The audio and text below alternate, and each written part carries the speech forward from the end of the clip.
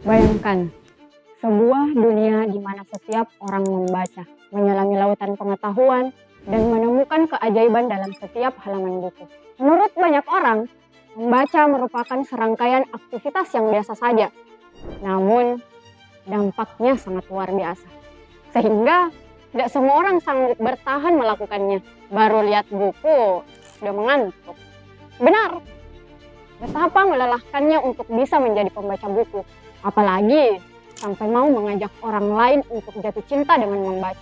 Membaca bukan seperti lapar yang bisa langsung diatasi dengan makan.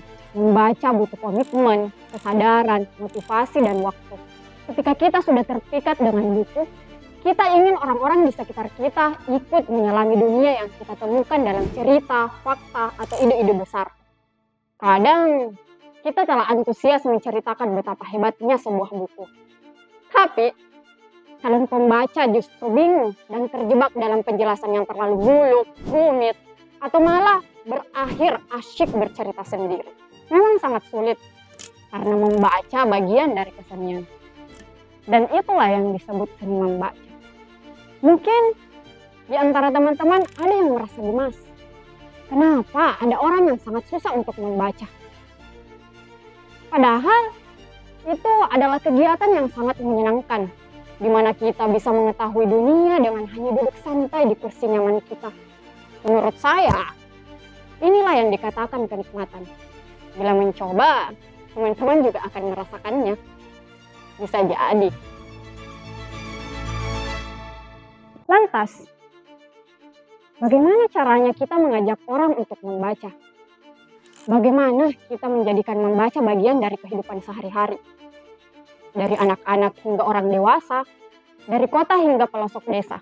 Menurut saya, jawabannya cukup sederhana. Pertama, hal yang perlu dilakukan adalah berbicaralah dengan bahasa yang sederhana. Jangan jelaskan membaca dengan istilah-istilah tinggi atau teori yang membingungkan. Ceritakan bahwa membaca itu seperti mengobrol dengan sahabat yang bijak. Seperti menonton film di dalam kepala, atau seperti menemukan jawaban atas pertanyaan hidup yang selama ini tersembunyi.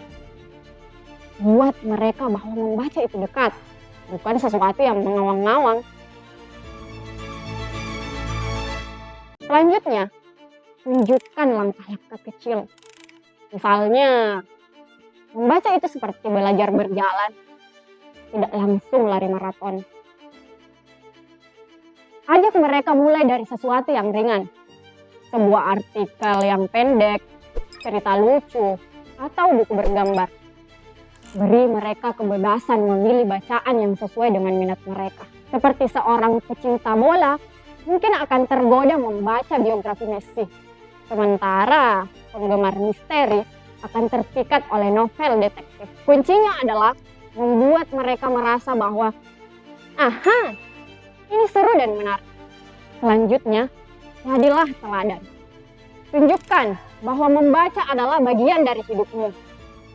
Bacalah di depan mereka. Ceritakan apa yang kamu pelajari dari buku favoritmu dengan penuh semangat. Atau, ajak mereka ke perpustakaan sambil bercanda. Kemudian yang terakhir, manfaatkan perpustakaan sebagai pusat komunitas. Ciptakan kegiatan yang membuat membaca hidup, klub buku untuk mendiskusikan cerita, sesi dongeng untuk anak-anak, atau pameran buku dengan tema seru.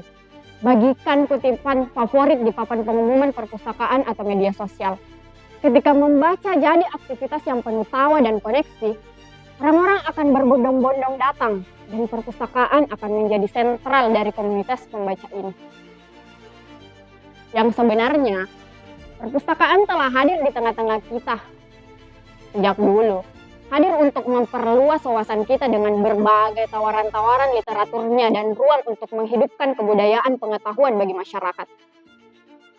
Olehnya itu, kita sebagai masyarakat berhak untuk mendapatkan fasilitas tersebut. Namun, beberapa dari kita masih kurang memanfaatkan kehadirannya. Entah itu kita belum mencoba mengunjunginya, ataupun belum ada yang memberikan dorongan atau motivasi. Membaca adalah gerbang menuju literasi, dan literasi adalah kunci untuk memahami dunia serta berkarya di dalamnya. Tapi jangan sampai kita terjebak hanya menyebarkan buku tanpa mengajarkan cara mencintai membaca. Perpustakaan megah dan tumpukan buku tidak akan berarti apa-apa tanpa hati yang tergerak untuk membaca halaman pertama. Ajak satu orang di sekitarmu untuk membaca sesuatu yang mereka sukai. Ceritakan pengalamanmu dengan tawa dan semangat.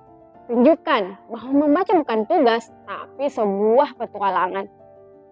Bersama kita bisa menjadikan membaca bukan sekadar kebiasaan, tapi budaya yang hidup di setiap lapisan masyarakat. Jangan sampai waktu yang mengatur Anda, dan waktu membaca buku Anda direnggut oleh waktu.